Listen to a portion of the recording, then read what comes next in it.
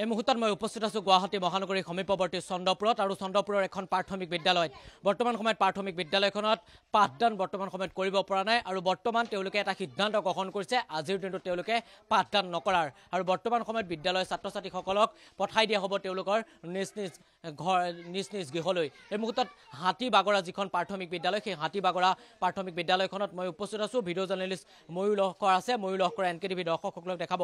এয়া চাওক কেনেধৰণে তেওঁলোকে দুৱাৰ বন্ধ কৰি কিছু সময় পাছতেই তেওঁলোকে ৰাওনা হ'ব তেওঁলোকৰ নিজৰ ঘৰখনলৈ। বৰ্তমান সময়ত এই বিদ্যালয়খনত আছে প্ৰায় 100জনকৈ ছাত্ৰ ছাত্ৰী। বৰ্তমান 100জনৰ ঠাইত আজিৰ দিনটোত 20জনৰ পৰা 30জন ছাত্ৰ ছাত্ৰী এই স্থানত আহি উপস্থিত হৈছে। বিদ্যালয় শিক্ষকসকলে সিদ্ধান্ত ল'ব পৰা নাই আজিৰ দিনটোত পাঠদান কেনেদৰে কৰিব, কাৰণ এই বিদ্যালয়খন আপুনি যেনিয়ে চাই ভিতৰ ভাগত যদি চাই বা বাহিৰ ভাগত যেনিয়ে চাই এনেধৰণৰ এটা ক'লা পোকৰ সন্তাস আৰু এই ক'লা পোকৰ সন্তাসৰ বাবেই এটা দুৰ্গন্ধ ওলাইছে আৰু এই দুৰ্গন্ধৰ বাবেই তেওঁলোকে পাঠদান কৰিব পৰা নাই। মই ভিতৰ ভাগত অকণমান সোমাই যাবলৈ চেষ্টা কৰিম। ময়ূৰে NKTV দৰ্শকসকলক দেখাব। এয়া চাওক ভিতৰ ভাগত তেওঁলোকে পাঠদান কৰিব পৰা নাই, কাৰণ এইখন বিদ্যালয়ত বৰ্তমান সময়ত বাহিৰৰ ভিতৰ সকলোতে এনেধৰণৰ এটা ক'লা পোকৰ সন্তাস আৰু এই ক'লা পোকৰ বাবেই বৰ্তমান সময়ত তেওঁলোকক ঘৰলৈ পঠাই দিয়া হ'ব। তেওঁলোকে সিদ্ধান্ত লৈছে যে তেওঁলোকে আজিৰ দিনটোত এই বিদ্যালয়খনত পাঠদান কৰোৱা নহয়। যেনিয়ে চাই আপুনি তেনিয়ে দেখিব এনেধৰণৰ এটা ক'লা পোক আৰু এই ক'লা পোক কেনেকৈ ক'ৰ পৰা আহিল হঠাৎ এই চন্দ্ৰপুৰৰ 3খনকৈ গাঁৱত বা এইসমূহ পৰিয়ালত কেনেধৰণে আহিলে সেয়া কিন্তু কোনেও গম পোৱা নাই। কিন্তু সকলোৱে এটা কথা কৈছে যে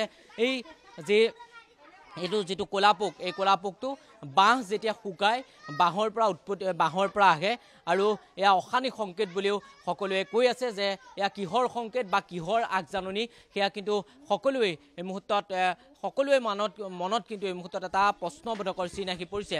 এই বিদ্যালয়খন হাতীবাগৰা প্ৰাথমিক বিদ্যালয়। এইখন হাতীবাগৰা প্ৰাথমিক বিদ্যালয়ত আমি আছোঁ আৰু এইখন বিদ্যালয়ৰ পৰা ইয়াৰ আগতো আমি পোনপটীয়াভাৱে দৃশ্যাংশ দেখাবলৈ চেষ্টা কৰিছোঁ আৰু বৰ্তমান সময়ত বিদ্যালয়খনৰ ছাত্ৰ ছাত্ৰীসকলক যাবলৈ দিয়া হ'ব। মই তোমাৰ কাষলৈ আহিছোঁ। তোমালোকৰ বিদ্যালয়খন এতিয়া ছুটি দিয়া হ'ব? হয়,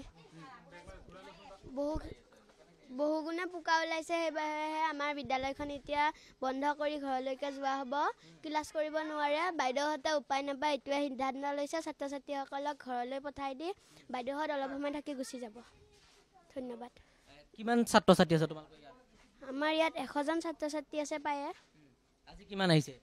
আজি প্ৰায় 20-30জনমান আহিছে। পোকাৰ হেৰিতে বহু ছাত্ৰ ছাত্ৰী অহা নাই। সৰুখিনি আহিছিল, কিন্তু পোকা দেখি মাকহঁতে লৈ গ'ল। মা দেউতা আহিছে, সিহঁতৰ মা দেউতাই লৈ গ'ল সৰু ছাত্ৰ ছাত্ৰীখিনিক। কোন শ্ৰেণীত পঢ়িছা? 5। এই ক'লা পোক কেতিয়াৰ পৰা ওলাইছে? হ'ল 3 দিনমান হ'ল। অসুবিধা হৈছে তোমালোকৰ? হয়, হৈছে। ভিতৰতো ওলাইছে? ঘৰত ওলাইছে নেকি? নাই, আমাৰ এইফালে ওলোৱা নাই। মই আপোনাৰ কাষলৈ আহিছোঁ। বিদ্যালয় বন্ধ কৰি দিয়া হ'ব, পাঠদান কৰা সিদ্ধান্ত বাতিল কৰিছে। হয়, বাতিল মানে এতিয়া আজি 3 দিন হ'ল আপোনাৰ এনেকৈ পোক আহা।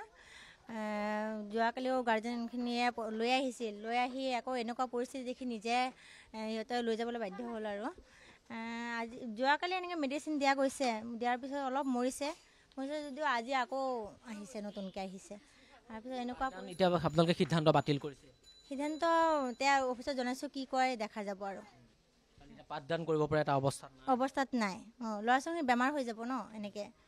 যোৱাকালি এনেকৈ মেডিচিন দিয়া গৈছে, মেডিচিনৰ গোন্ধও যোৱা নাই আৰু মৰি আছে। পোকবিলাকৰ এটা গোন্ধও আছে।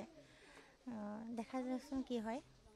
মই আপোনাৰ কাষলৈ আহিছোঁ। বিদ্যালয়ৰ পাঠদানৰ আপোনালোকে বাতিল কৰা এটা সিদ্ধান্ত গ্ৰহণ কৰিছে, ওপৰত কৈছে আপোনালোকৰ বিভাগীয় আমি কৰা নাই। সিদ্ধান্ত আমি জনাইছোঁ ওপৰত। এইমাত্ৰ ফোন কৰিলোঁ মই, তেওঁ ওপৰত মনত জনাইছে, তেওঁলোকে জনাব এতিয়া কি কৰা যায়। হয়তো মোৰ সম্ভৱতঃ পাঠদান হয়তো নহ'ব, কাৰণ ইমান প্ৰকল্পত হয়তো পাঠদান কৰিব নোৱাৰিম। পেৰেণ্টছবিলাকে নিশ্চয় আহিব, এতিয়া পেৰেণ্টছৰ লগত আলোচনা কৰি তেওঁলোকে যদি কৰিব এতিয়া কৰিম, যদি নকৰে তেওঁলোকে লৈ যাব। কৰাৰ এটা পৰিৱেশ নাই, কৰা পৰিৱেশ নিশ্চয় নাই এতিয়া। তথাপি মই ওপৰত জনাইছোঁ, তেওঁলোকে কি কৰে চাই লওঁ। ধন্যবাদ জনাইছোঁ। এই মুহূৰ্তত NKTV দৰ্শকসকলকে দৃশ্যাংশ দেখাবলৈ চেষ্টা কৰিছোঁ। চন্দ্ৰপুৰ অঞ্চলত প্ৰতিটো দৃশ্যাংশ NKTV দৰ্শকসকলক দেখাবলৈ চেষ্টা কৰিছোঁ, কেনেধৰণে বাসগৃহসমূহত সন্তাস চলাইছে ক'লা পোকে। সমান্তৰালকৈ এখন প্ৰাথমিক বিদ্যালয়ত কেনেধৰণে সন্তাস চলাইছে, সমান্তৰালকৈ কেইবাটাও অংগনবাড়ী কেন্দ্ৰ বৰ্তমান সময়ত বন্ধ কৰি দিয়া হৈছে এনেধৰণৰ ক'লা পোকৰ সন্তাসৰ বাবেই।